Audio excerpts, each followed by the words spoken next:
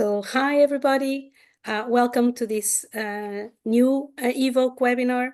My name is Shana Sapinto. I'm the current president of EVOC, which is an association that aims to foster public literacy in evolution and wants to empower people to use evolution to do decisions in their life problems. And today it is my great pleasure to introduce you Rita Covas. Rita Covas, it's also, I'm very proud to say that we are close friends. Rita is an amazing person. And besides that, she's also an amazing researcher.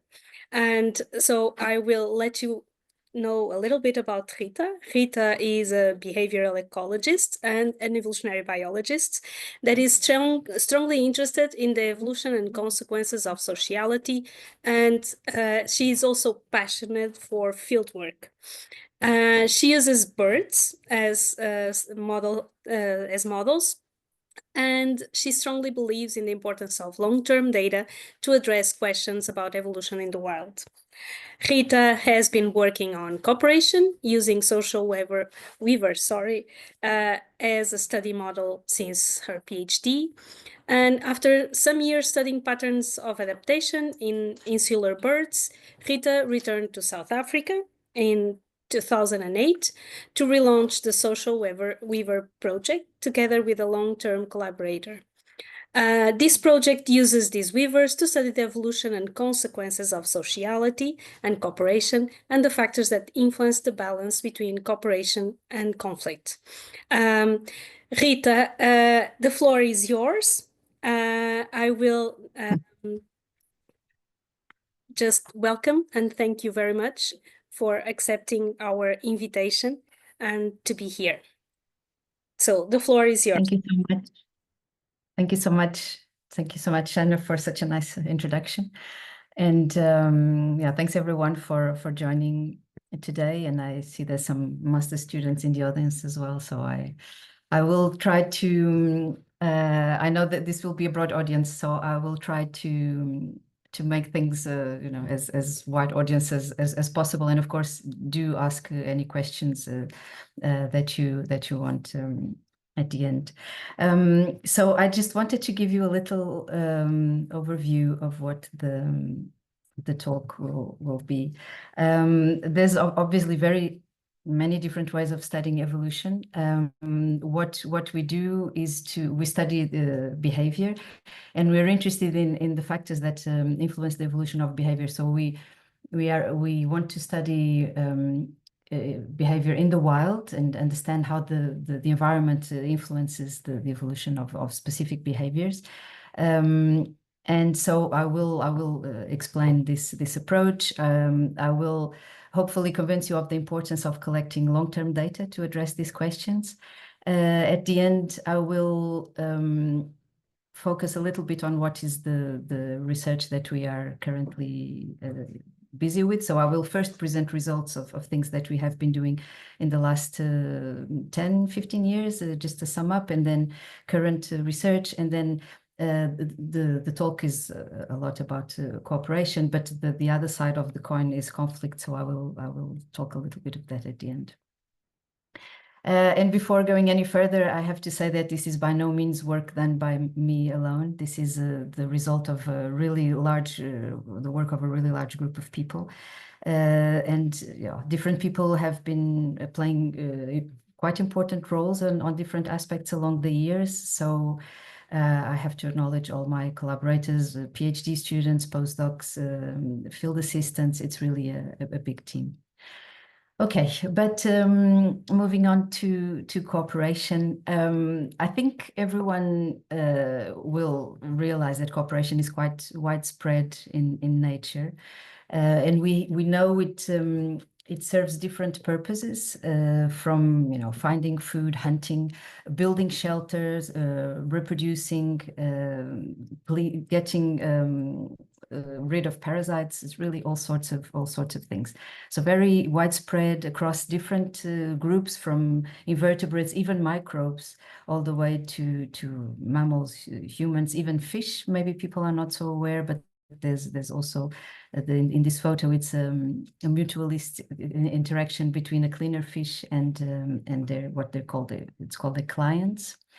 But cooperation is interesting from an evolutionary perspective because it provides benefits to the group, but it comes at a cost to the individuals.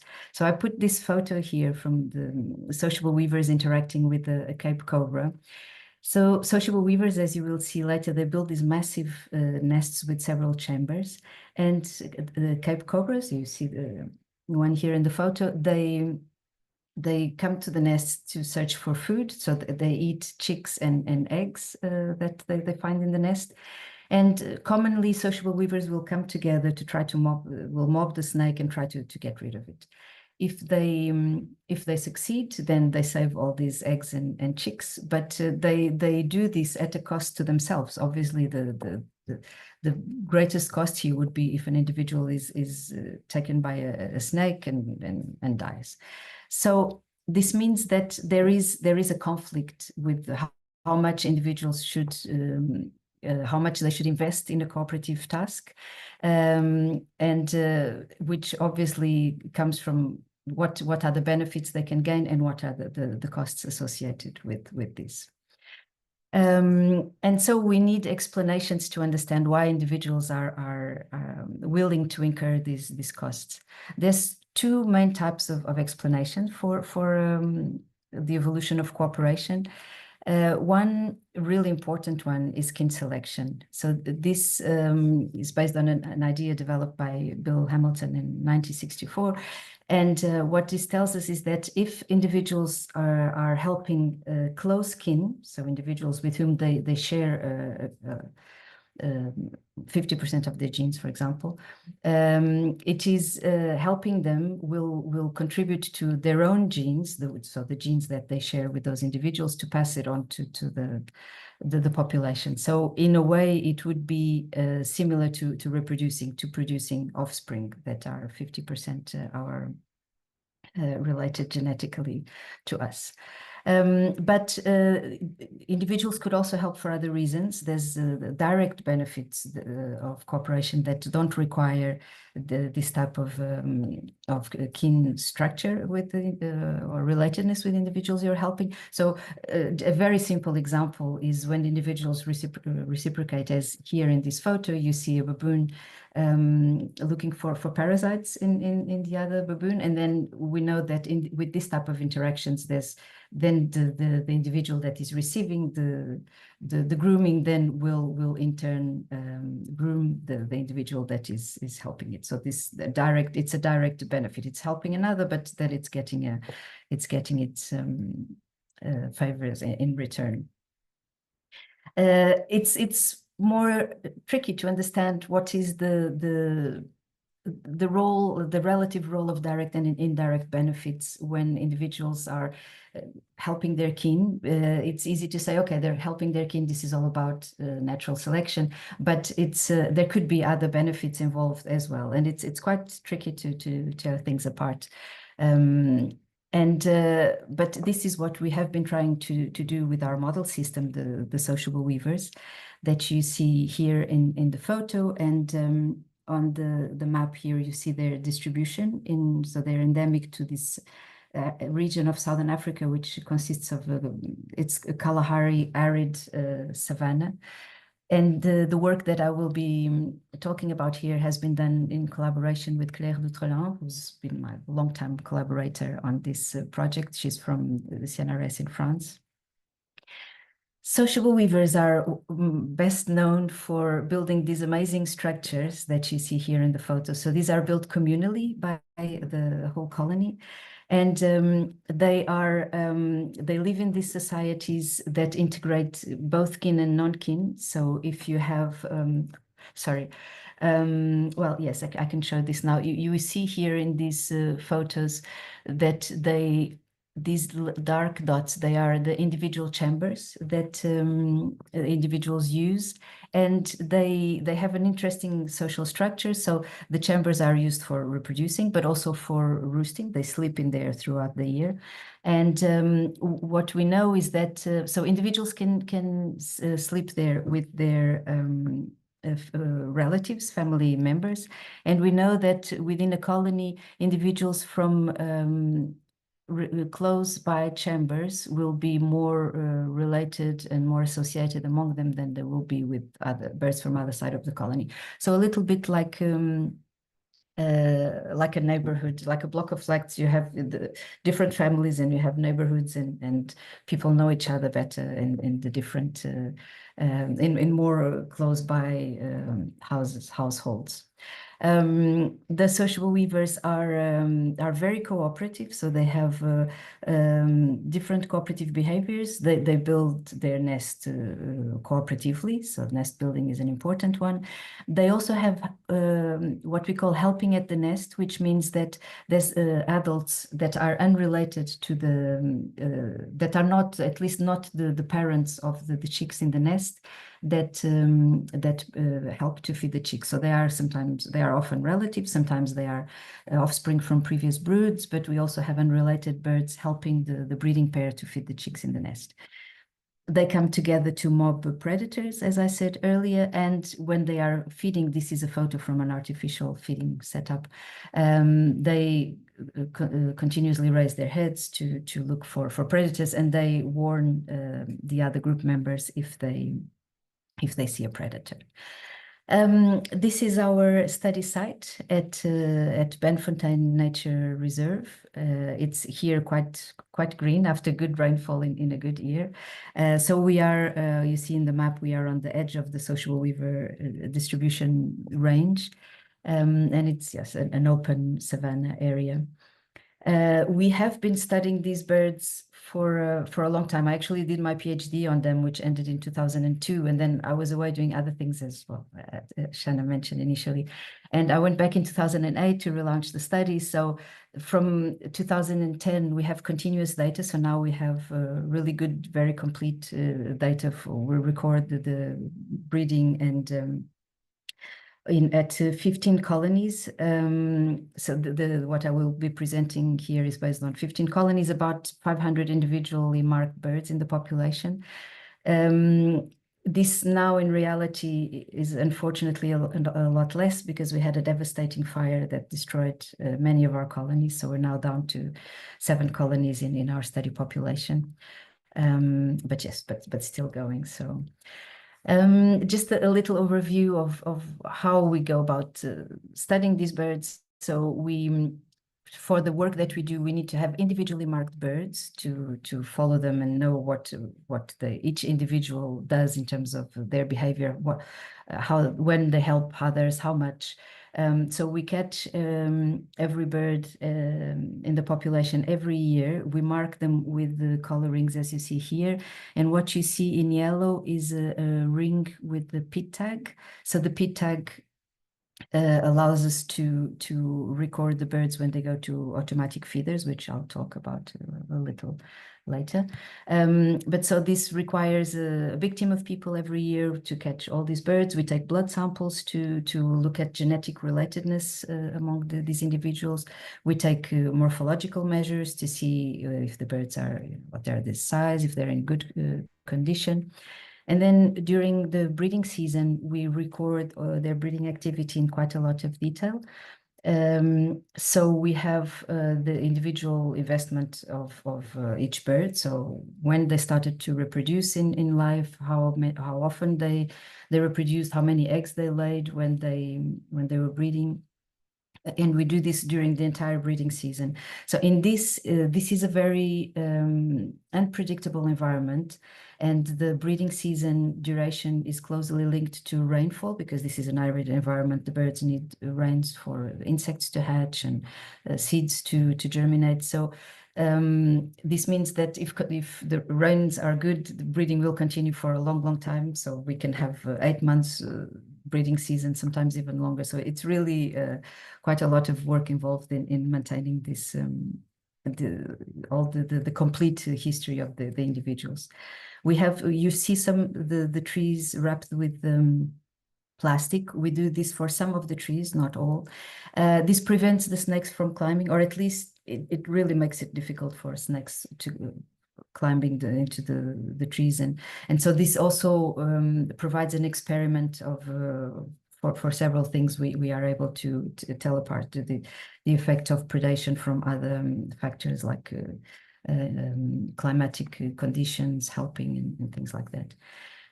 You see here, we are setting up on this photo here on the right, we are setting up video cameras to record the nests. This allows us to identify the birds going into each chamber, what is the breeding group size, what is the identity of each bird.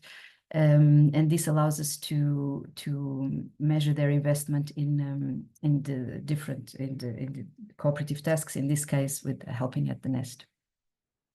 So, of course, there's a really large group of people, as I said at the beginning, that contributes to this.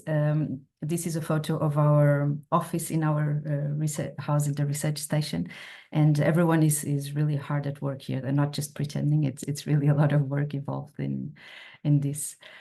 Okay, and so what we have been studying, focusing more on over the last decade, really, and even before, has been on what we call cooperative breeding. So what I briefly described earlier, a situation where you have a breeding pair. So let's say I'm using this example of a fairy wren from Australia here. This is a female, this is a male. So let's say this is the father of the chick in the nest. And then you have an additional bird, which we call a helper, that is bringing food to the chick as well. So there's about 20% of species of birds with biparental care that have this cooperative breeding behavior, and they can be assisted by one or more helpers, so up to 10 helpers, depending on the species. In the sociable weavers, we have recorded up to 8 helpers assisting the breeding pair and feeding the chicks.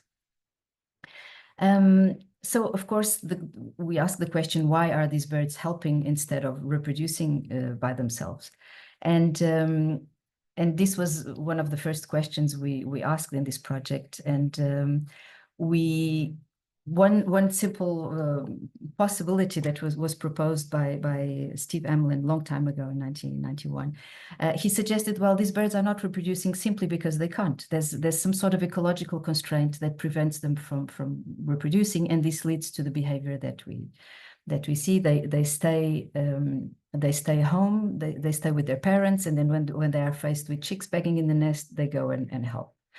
So we first looked at these ecological constraints. It was suggested that birds didn't have a territory where to nest. The sociable weavers are not territorial. They nest in those colonies, as I showed you, and they can always build additional chambers. But there are ecological constraints in the form of the fluctuation in breeding conditions. So I told you when I showed the photo on the right that it was a very good year. We had lots of rainfall, so everything is quite green and lush. And in conditions like this, there's lots of insects, lots of food, but very often our study site looks more like this. It's quite arid, it's not so productive. So we were wondering whether it is a fluctuation in breeding conditions that leads to this variation in behavior. And to whether the individuals should be reproducing or not. If it is too costly to reproduce, whether they would help instead. So we ran a simple food supplementation experiment. We divided our colonies in food supplemented and control colonies, and we fed colonies ad libitum every day during 2 breeding seasons, and other colonies were visited but didn't receive food, so they were our controls. And what we found was exactly what we were hoping to find. This was one of those cases where experiments really work as planned. We found these graphs, what they show you here. So in this graph here on the left, you have the proportion of breeders in the control colonies, those that did not receive food, and in the food supplemented colonies. And what you see here is that there was an increase in the proportion of breeders in the food supplemented colonies. So more birds decided to reproduce in those colonies. And the graph on the right is the group size. And you see that the group size, so with the number of helpers, decreased in the food supplemented colonies. So with this experiment, we had an increase in independent breeding and a decrease in helping. So we were happy that we got an answer. So it seems that the fluctuation in the breeding conditions does influence when these birds decide to breed independently or to help others instead. But not reproducing doesn't necessarily mean that the individuals need to help. And this is a tricky question, because helping is supposed to have a cost. The birds are flying backwards and forth to get food for the chicks that are not their own chicks. So in flying back, they're facing predation risks, they're using energy, they're finding food that they're taking to those chicks instead of eating it themselves. So it seems that there is a cost involved, which raises the question of then, so what are the benefits? But we had been wanting to understand the costs for a while. And so we did some work on the physiological costs of helping. We had a postdoc researcher working with us, Sophie Lardy, and I won't go into the details of the physiological work, but as a result of any type of work that we do, and such as flying to feed chicks in the nest, there is an increase in free radicals that are released in our body, and sometimes our body is not, the defenses are not enough to neutralize that free radical activity, and that leads to an imbalance. So we said that we have oxidative stress. So we measured oxidative stress in our birds, in the helpers, and we ran an experiment where we increased the cost of helping to simulate. We increased the cost of helping to assess experimentally whether there was an increase in oxidative stress when the birds were forced to work more. What we did was we did a feather clipping experiment. So we mimicked molt. Birds need to molt their feathers every year to keep them in good condition. So this is something that they need to do naturally. And while they are molting, especially when they're molting the primary feathers, which are the most important for flight, their flight capacity is impaired. So we mimicked something that happens naturally in birds with our feather clip, by clipping 2 feathers on the birds. What we found was that we found that there was the cost was influencing the cost of reproduction through this physiological stress, was influencing the birds' decisions of whether or not to help and how much they were helping. What you see in this graph, here we contrast young birds, which are the ones that typically help, that are on the left side, with older birds. And what this graph tells us is that the probability of helping increases with physiological condition for young birds. So young birds that are in good condition, they are more likely to help. On the other hand, old birds, they will help instead of, which are the ones that should be reproducing, they will help instead of reproducing when they are in poor condition.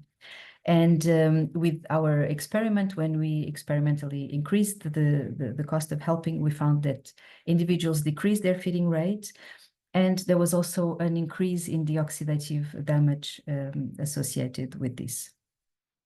So all in all, we were convinced that physiological condition was associated both with the probability of helping and how much help is provided. Showing that the cost of helping cannot be ignored in the equation between costs and benefits of helping. And then we moved on to what are the benefits, and here we first looked at kin selection. And what was the kin structure of these birds? So whether they were in family groups, mostly helping their kin or not. We found that indeed, the birds do tend to help close relatives. So what you see in this graph here, you have in red the females and in blue the males, but both sexes help, and you see that the higher frequency of helpers are full siblings of the chicks that are in the nest. So it means that these helpers are the offspring of the breeding pair and from previous broods, and they are helping their parents to raise their siblings. We also have half siblings, so birds that are the offspring of only the mother or the father. We also have uncles, we had cousins and other levels of relatives, but we also have what seem to be unrelated birds or quite distant kin.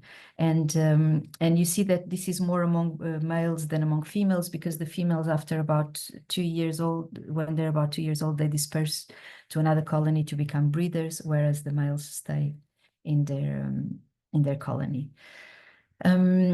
So okay, so we saw that we had birds helping their kin, but or their relatives, but that does not necessarily mean that they are doing something. So we have to ask: are they increasing the reproductive output, or are they increasing the survival of the breeders?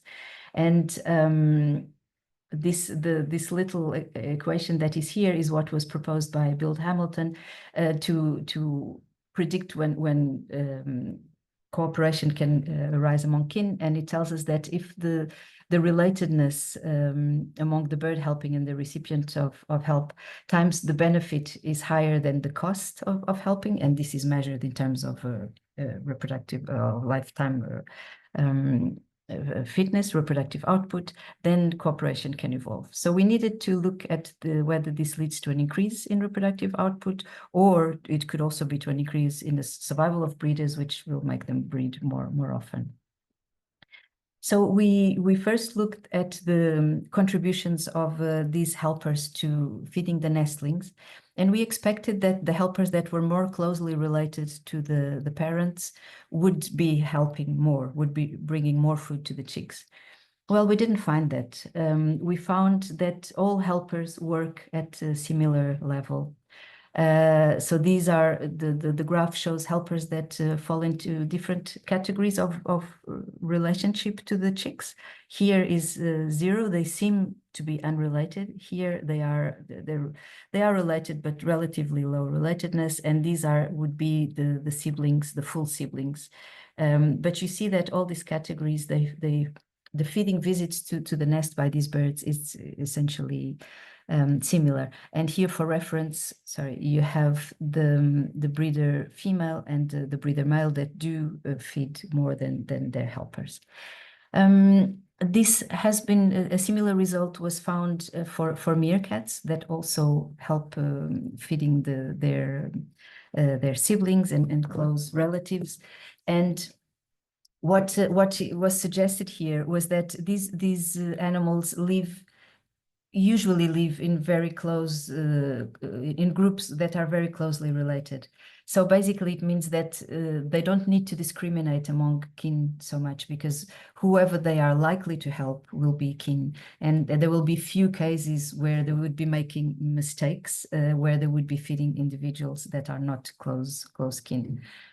However, we think so, and this makes sense, but we looked further into this, and we know it's not this is not the full picture. So Andre, the PhD student that is pictured here, he was intrigued by these results and by the fact that we see birds being attacked when they come to the nest. So we would expect that, any help is welcome, but sometimes what Andre found was that birds would be coming to the nest with food to help, and they would be chased by the birds from that nest. And so he looked at these aggressions, and this is what you have in this graph. And what we see is that the proportion of individuals attacked doesn't really follow their relatedness directly, the relatedness to the breeders. So we see that females that have a low relatedness to the breeders, they are quite attacked. Then you have males that are similarly low relatedness that are not attacked as often.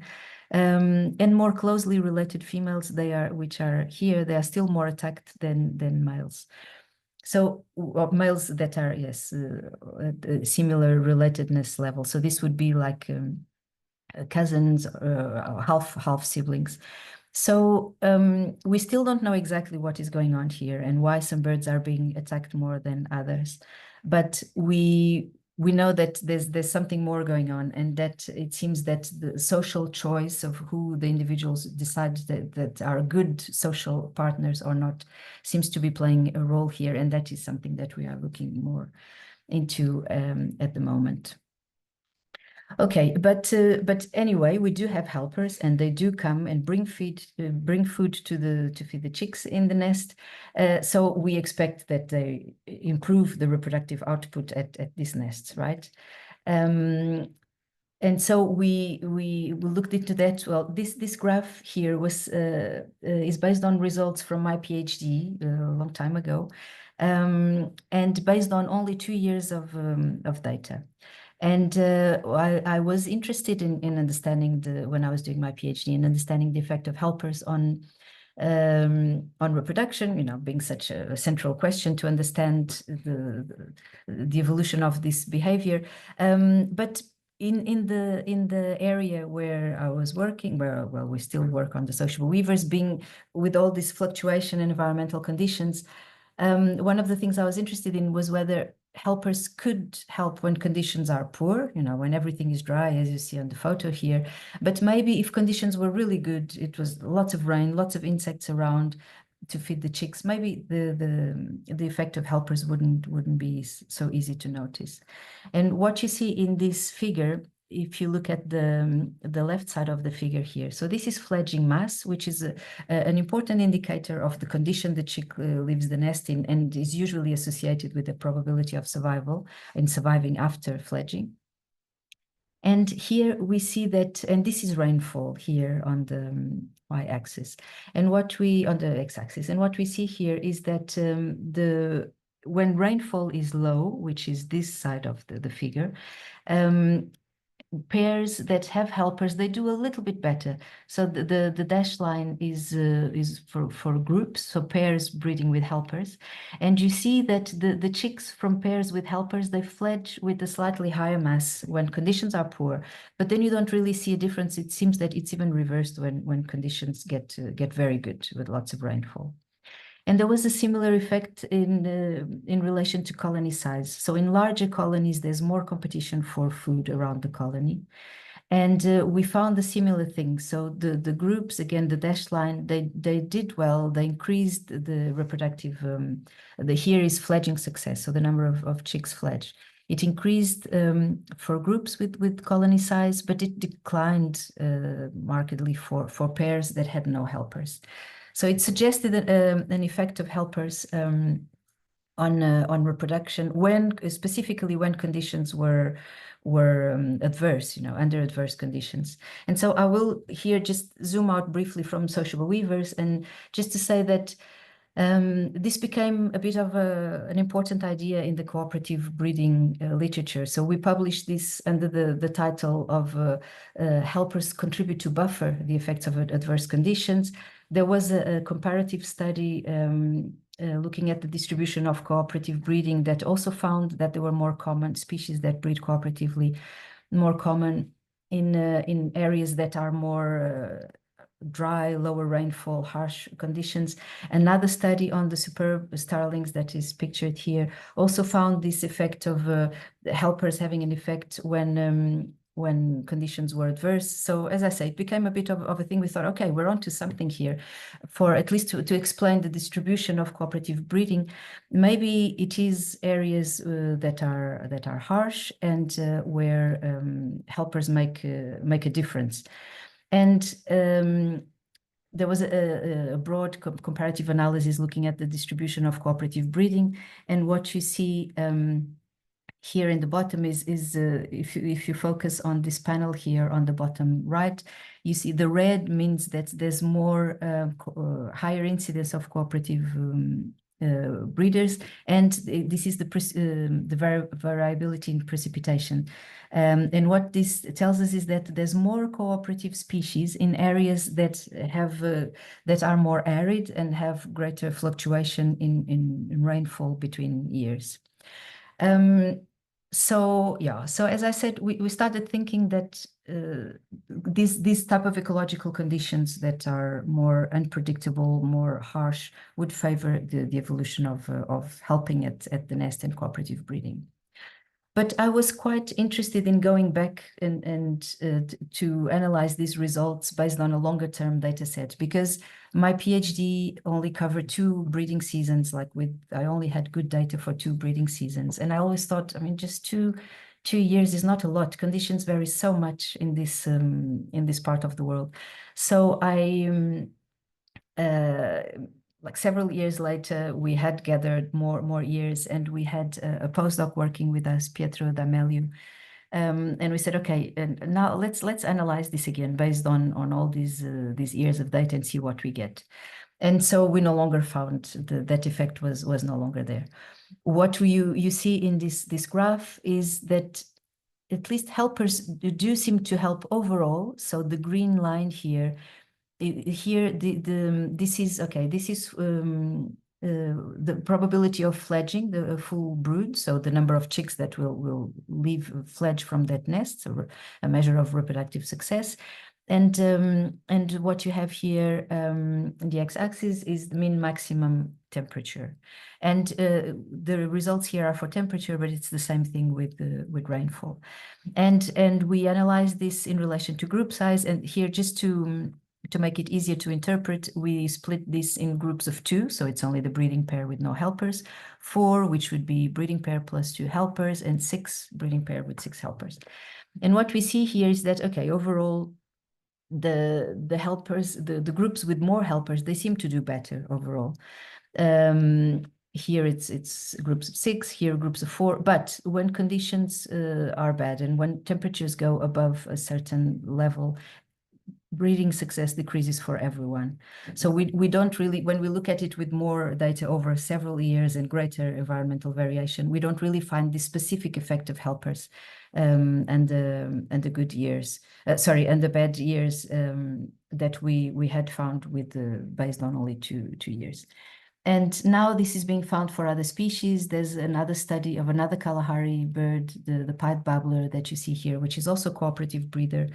And we also find the same thing. When they look at many years, they don't have a specific effect of helpers and the poor conditions. And another study that I'm involved with on southern ground hornbills that you see here, it's the same thing. Conditions here is for chick mass, but we find this for other parameters that they just decrease with temperature and rainfall, regardless of whether they have helpers or not. So we need a better understanding of this possible role of helpers in mitigating against adverse breeding conditions.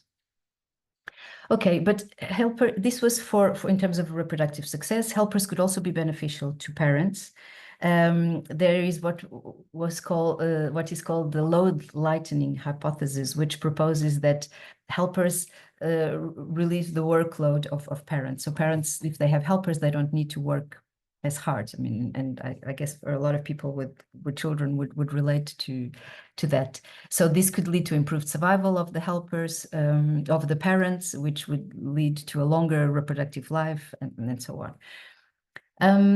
And in our case, the helpers not only help feeding the chicks, they also contribute to brooding too. So to keep the chicks warm when they're very small, to sanitation, they clean the nest, and to nest building.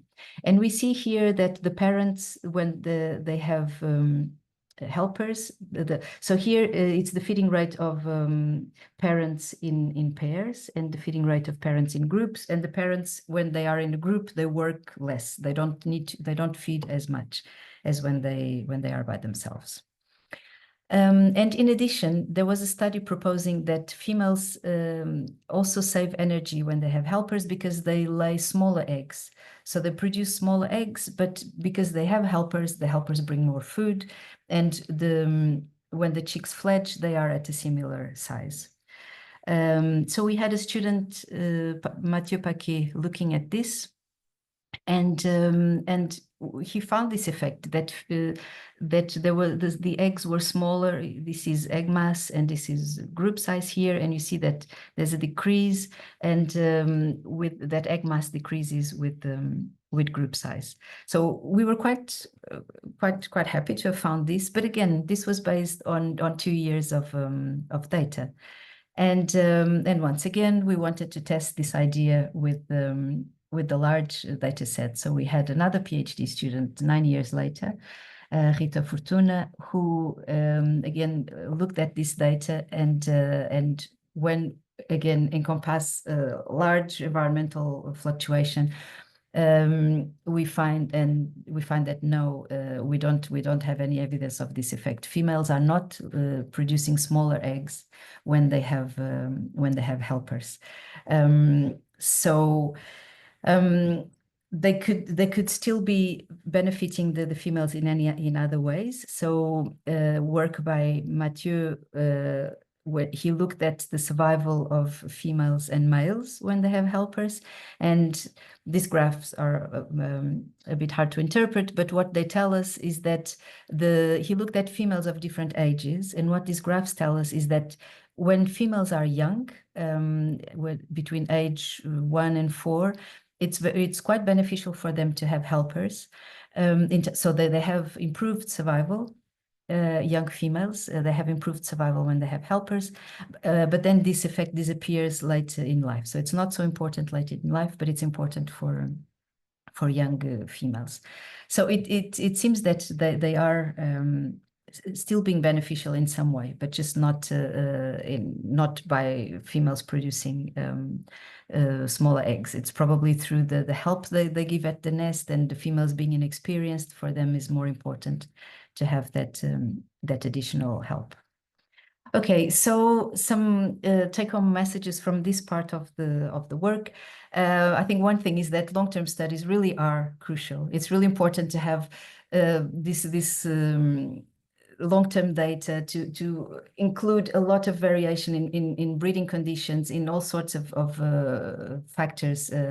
And if you just go to a population, you study it for one season, you get a snapshot of what is going on, and you think, okay, I got something here, but there's so many factors at play in natural studies.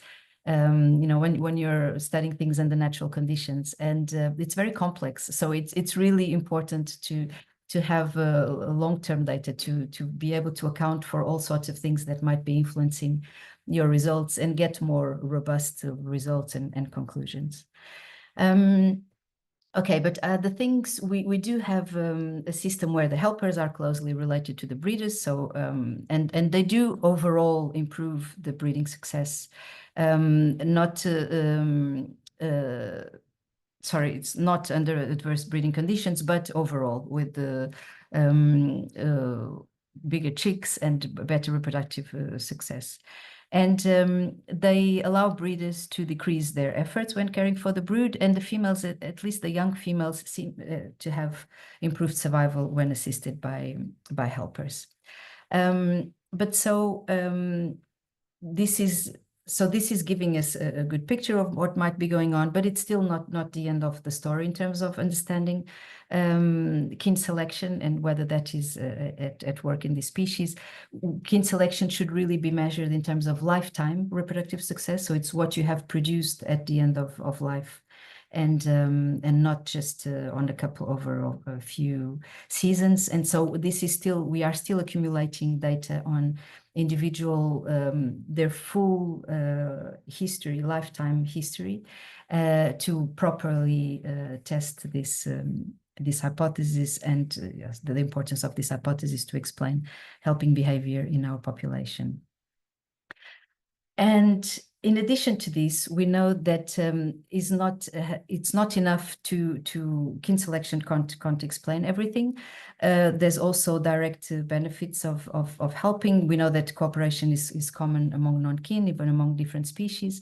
And so what we are looking at now is whether these other types of benefits, so direct benefits of cooperation, are important. In particular, we are studying the role of partner choice in the evolution of cooperation. I'm going to go through this quite quickly. This is work that we are still busy doing at the moment, and I realize that my time is also coming to an end.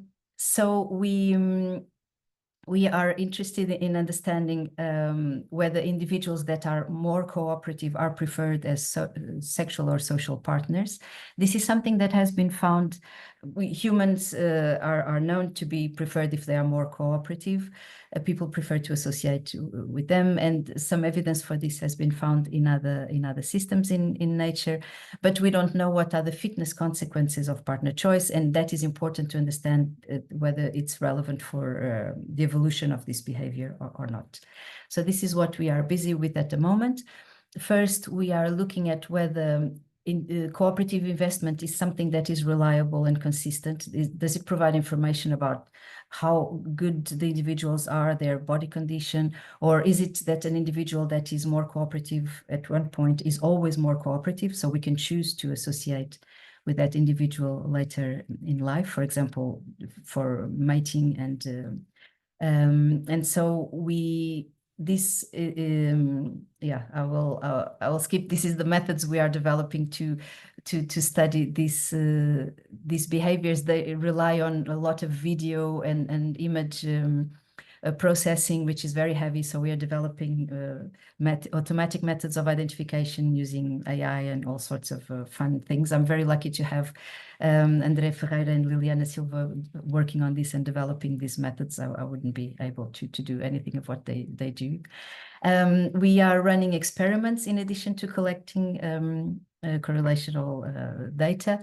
We are trying to manipulate the perceived cooperation of some individuals to then see if we can artificially make some individuals more cooperative, whether they will be preferentially chosen as sexual partners for reproduction or also social partners. I had a little video. I realized that I'm starting to run late, but I will just show this little video. We cooperate. We try to manipulate cooperation by providing conditional access to food. So some individuals are able to obtain food with our automatic feeders, and others are not. So that second bird was not chosen. This is based on the P tags that they have on the legs, and so we can condition who will have more food to go and give to others and who doesn't.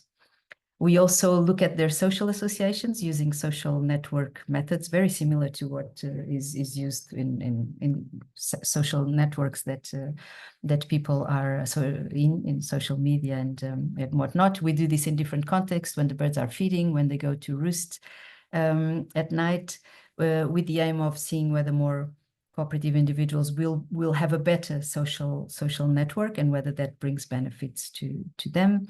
And also, if individuals that choose to associate with the more cooperative birds, whether they also benefit. So, for example, if a female chose a very cooperative male to be her sexual partner, then they reproduce, and is that male a good father, helping to raise the chicks in a good way, and is that female in better condition as a result, or does she have higher survival, things like that.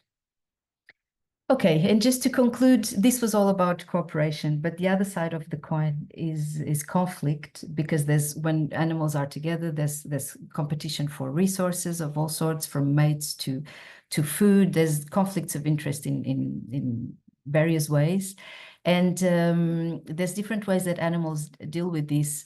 In social weavers, we have very steep dominance hierarchies. We know that dominance hierarchies have a cost, also in terms of physiological stress. I want to go into this now. My aim here is just to say that the other side of cooperation is conflict. It's quite important, and ultimately we want to understand what leads to this variation. So another thing is infanticide in sociable weavers, which increases when conditions are adverse, when it's drier, and so ultimately we want to understand, and this is also work that we are starting to develop now, what are the factors influencing the aggression and promoting aggression, and where is the balance between cooperation and conflict? Something that should also be useful to provide context to understand maybe some of our conflicts as a human society.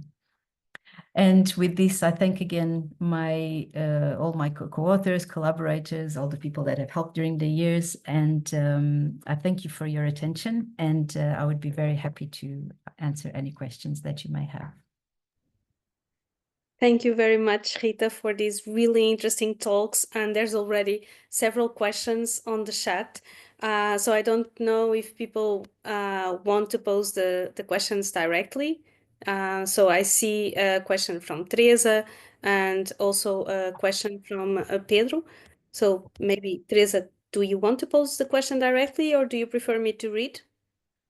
Okay, I can do it. Yes. Can you hear me? Yes, very well. Yeah. Hello, it's a very nice presentation, a wonderful job. Thank I you. was wondering, what was my question? Let me remember. Okay, so if a female has chosen to be a helper, can it be also lay eggs and have descendants? Or you see what I mean? It's always a Yes. helper, or it can Once have a helper, always a helper. Yes. yes. No. Yes. No. So usually, yeah, I didn't explain that. Usually the birds go through a helping stage, and okay, so usually they after they're born, the juveniles, they can start to help their parents. Typically, the first season of life, they are only helping. And then after that, when they are 2-3 years old, they can become breeders. But what we are finding now, and we were actually surprised at what rate that happens, is that birds actually they change roles quite a lot. So they can. This is the typical pattern. They help, then they breed. But we find that they can also go back to helping again. And this seems to be more common with males than with females. And we think it's because the males in this species, they stay all their lives at the colony where they were born, and the females move to other colonies to reproduce. So the genetic structure and relatedness is stronger among males than among females in the colony. So we think that's why the males have more tendency to help even after they become breeders, because they have relatives that they can help. Colony. Yeah, it makes sense. So there isn't a genetic conflict, or there is no conflict. Should I help the others, my kins, or should I be a breeder? Yes. Yeah. Well, there's less Different. of a conflict. There's less of a conflict because there's still a cost involved in helping. Yeah. So they still need to be getting some benefits, but that they probably do by helping their relatives. Okay, thank you. So now Pedro.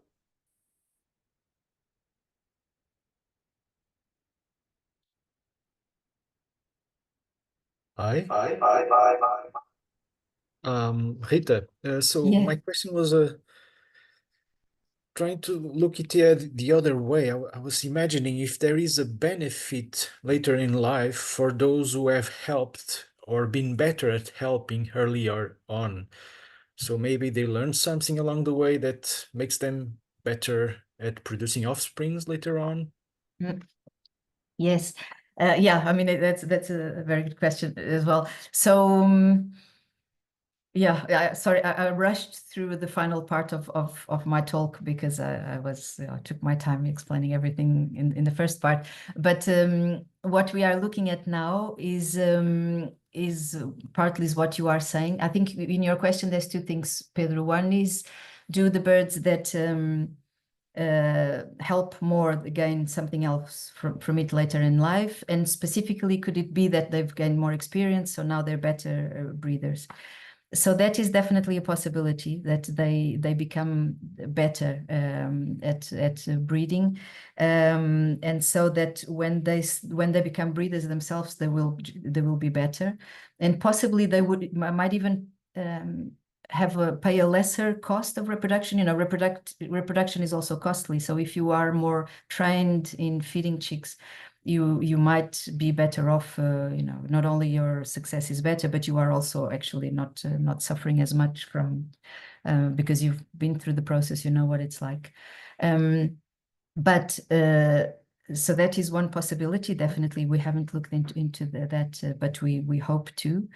The other possibility is that as I mentioned at the end, the birds that are more that have helped more, they are preferred by the others, and so I mean, and as you know, because you've been here, this is a very intricate social system.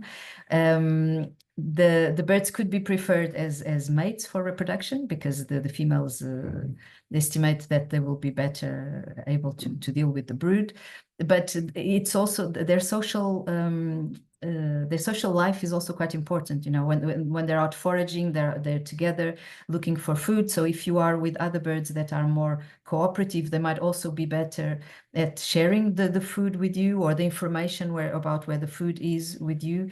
And so it's also important to be well connected, to have access to the chambers in which they roost, especially during winter. Is very, very cold in these areas, maybe surprisingly, but it's very, very cold. So it's very important to have a good group, because you really keep warm and you save a lot of energy in that way. So all these social associations are very important. And if birds are more cooperative, we expect that they will be preferred by others. You know, they will prefer to associate with them. So that would be the benefit they would get later in life. So, Leah, do you want to pose your question, or do you want me to read?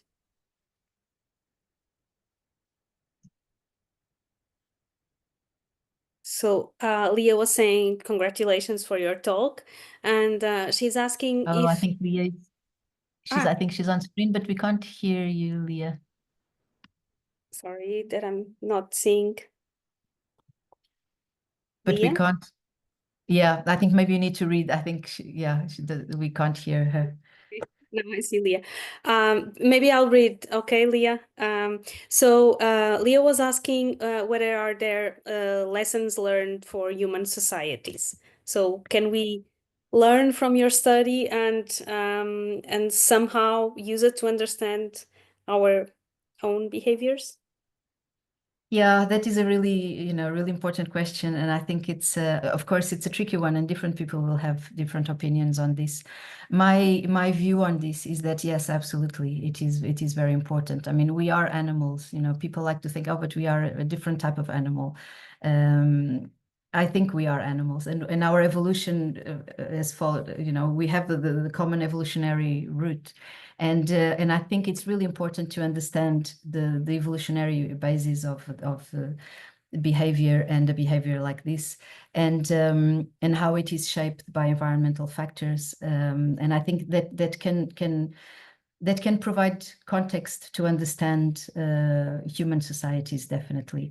What I think we need to be very careful about is we can't just transpose things directly from nature to human societies. I mean, obviously we run, lots of risks, and we would be very ignorant if we do that, because things are extremely complex, and so we have to be, and we don't understand everything. We haven't figured things out. We don't have the full picture of about social evolution, or the evolution of cooperation. So we have to be very careful, but I definitely think it's very, very important to understand evolution of animal societies and cooperation in animal societies, and because that does provide context to understand our interactions in our human societies, definitely. Thank you. So is there any other questions to Rita? I don't know if my internet failed, because I replied, but I thought, you seemed frozen to me, so maybe it was from my side. I replied to the question. Did you hear or not? Yes, we heard you. Thank you. So I was asking if there were any other questions to you.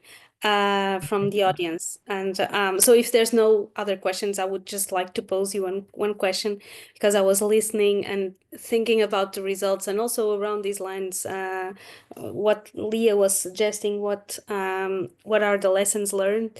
And something that I thought was that, well, social weavers, in fact, are very different from us in the fact that their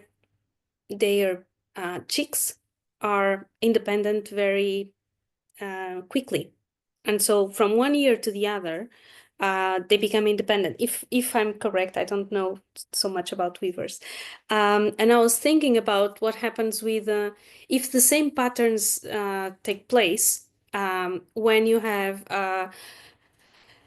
species that have a longer reproductive cycle. So when you have parents that need to take care, like us, when the chicks are dependent from their parents for a much longer period, that includes sometimes very harsh, sometimes very not so harsh. So if there's any if you know if there's any differences between species depending on the length of the dependence time from our chicks. Yes, yeah. And that is also, that's also a really interesting question. And actually with birds, we can look at that, because there's quite a lot of variation, even though, okay, in general, birds, yes, they leave the nest and they become independent sooner than, many mammals or certainly primates. But actually, this, even among birds, it's quite variable. So you have things that have a quite quick developmental time, and they become independent soon after they fledge. And you have other birds that they fledge, but they are still dependent on the parents for quite a long time. And so what we see in birds, and this has been studied, is that the cooperative breeding is more common in species with longer developmental or dependent periods. So when the development is longer, and when the young need to associate with the parents for longer until they become independent, you have more frequently this cooperative breeding behavior. So what we don't know is what is the cause and what is the consequence.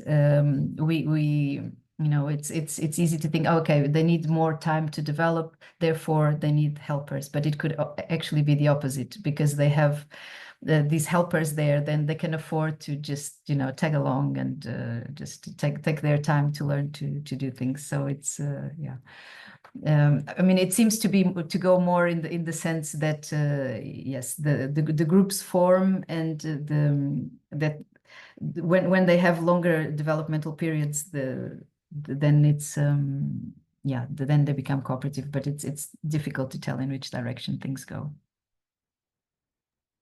Okay, thank you very much for your answer. I'm just would like to know if there's any other question from the audience.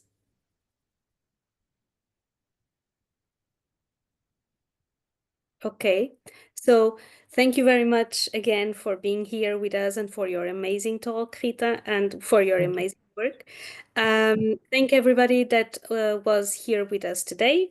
So don't forget, we will have another Evoke webinar on every first Friday of each month. And we will soon release the recordings of this webinar on our YouTube channel. So thank you very much, and pay attention. We will be contacting you soon. Thank you. Thank you very much, Shanna, and so much, and everyone, for the opportunity to talk to you. Thanks.